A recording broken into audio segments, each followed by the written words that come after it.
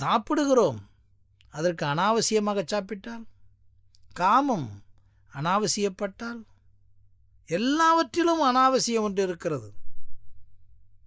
அதுக்கு தான் வள்ளுவன் சொல்கிறானுங்களா, சாப்பிட்டது ஜீரணமாயிருச்சுன்னு பார்த்து சாப்பிடும். இது ஏன் அவர் சொல்கிறார் அப்படி? ஏன் தீர்க்கமாக சொல்லுகிறார் என்றால், இப்படி நீங்கள் ஒவ்வொன்றிலும் அறியாமையில் இருக்கிறீர்கள்.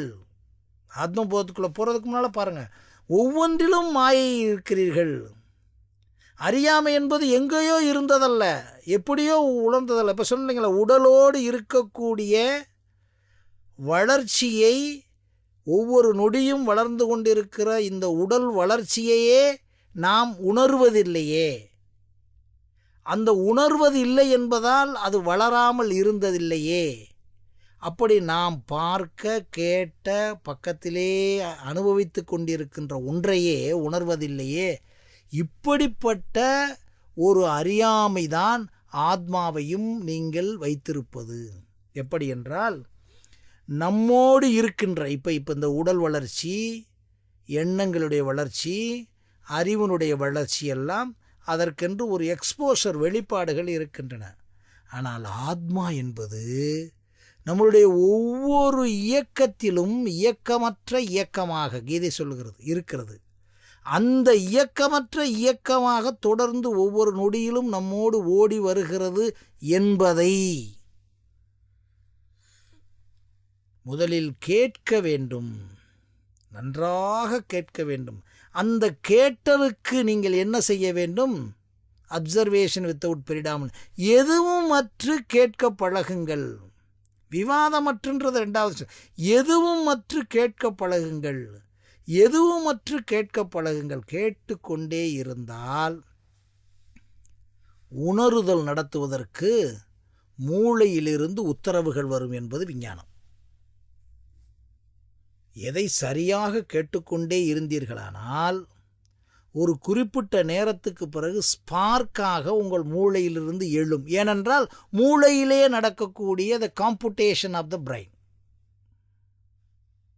காம்புட்டேஷன் ஆஃப் த பிரெயின் என்ன பண்ணுது? உள்வாங்கி, அடிக்கடி நாம் சொல்லியிருக்கிறோம், நீரை உள்வாங்கி நீரில் இருப்பதையெல்லாம் உடம்பு பிரித்து அதில் இருக்கக்கூடிய சக்தியை எடுத்துக்கொண்டு அதில் இருக்கக்கூடிய சிறுநீரை வெளியே ஏற்றுவது போல அங்கே என்ன கெமிஸ்ட்ரி நடக்கிறது என்றால், நீங்கள் போடுகின்ற உள்வாங்குகின்ற அத்தனை எண்ணங்களும், ஏதாவது நீங்கள் கேட்ட, நீங்கள் பார்த்த, ஏதாவது நீங்கள் ஒன்றுமில்லாமல் பார்த்த, ஒன்றுமில்லாமல் கேட்ட, ஒன்றுமில்லாமல் உணர்ந்த, ஒன்றுமில்லாமல் ரசித்த, ஒன்றுமில்லாமல் சாட்சியாக உணர்ந்த அனைத்துமே மூளையில் பதிவு செய்யப்பட்டு உங்களுக்கு ஒரு ஸ்பார்க்கு கிடைக்கும்.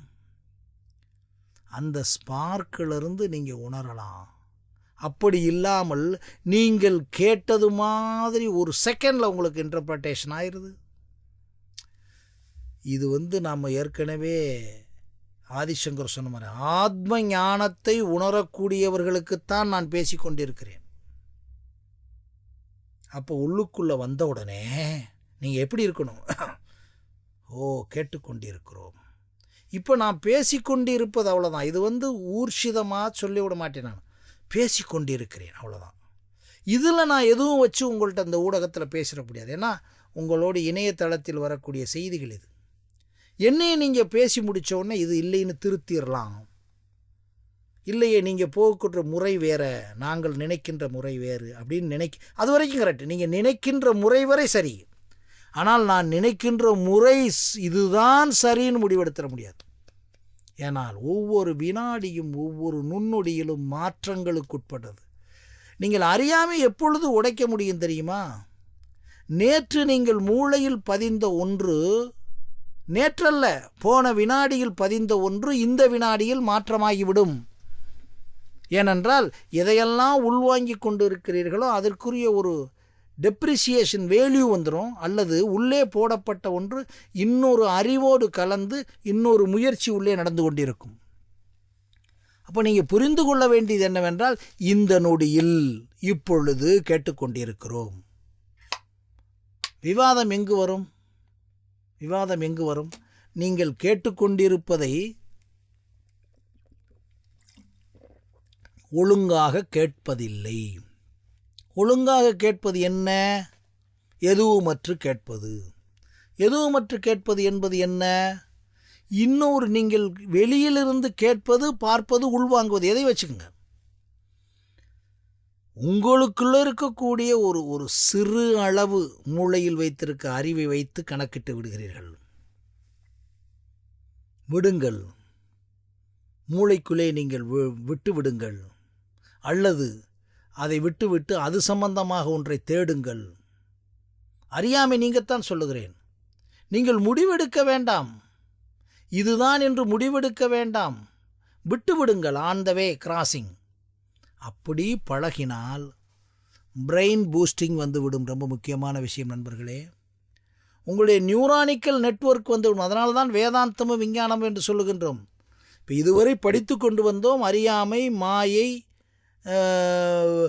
கிழிஞ்சல்கள் சூரிய ஒளிப்பட்டவுடனே வெள்ளியாக, இதெல்லாம் சொல்ல எப்படி நடக்கிறது? மறுபடியும் அறியாமை, மாயை என்று சொல்லிவிடுகிறார் ஆதிசங்கர். என்ன அறியாமையும் மாயையும்?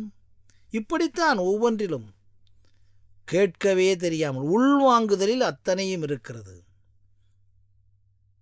அந்த உள்வாங்குதலில் ஒன்றுமற்று. இதை ஏன் நாம் திருப்பி திருப்பி சொல்லுகிறோம் என்றால், தொல்காப்பியத்தில் கூட கூறுவது கூறல் கூடாது என்ற இலக்கணத்தை தெரிந்து வைத்தாலும், கூறிக்கொண்டே இருந்தாலும், பல ஆயிரம் ஆண்டுகள் கூறிக்கொண்டே இருந்தாலும், 2000 ஆண்டுகளுக்கு முன்னாலே தமிழில் எழுதிய வெளிவந்த ஒரு திருக்குறளை தமிழனே முழுமையாக நான் உட்பட ஒழுங்காக படிக்கவில்லை என்பதால் நாம் சொல்லிக்கொண்டே இருக்கணும். திரும்பி திரும்பி சொல்லிக்கொண்டே இருக்கணும். உளி போல பொழிந்து கொண்டே இருக்க வேண்டும். கூறுவது கூறல் கூடாது என்பது யாருக்கு என்றால், மிக உயர்ந்த நிலையில் இருப்பவர்களும் மிக உயர்ந்த நிலையில் இருந்து கேட்பவர்களும். நாம் பேசிக்கொண்டிருப்பது சாதாரணம். அறியாமையில் இருக்கிறோம். போன நொடியில் இருந்திருப்போம். இதை பற்றி இந்த நொடியில் இல்லை. ஆக நாம் என்ன செய்ய வேண்டும்? தெளிவாக தீர்க்கமாக இருந்தோமானால் இந்த அறியாமையையும் மாயை பற்றியும் வருகின்ற வேதாந்தமும் விஞ்ஞானம் என்ற நிகழ்விலே தொடர்ந்து நாம் அலசலாம். நன்றி, வணக்கம்.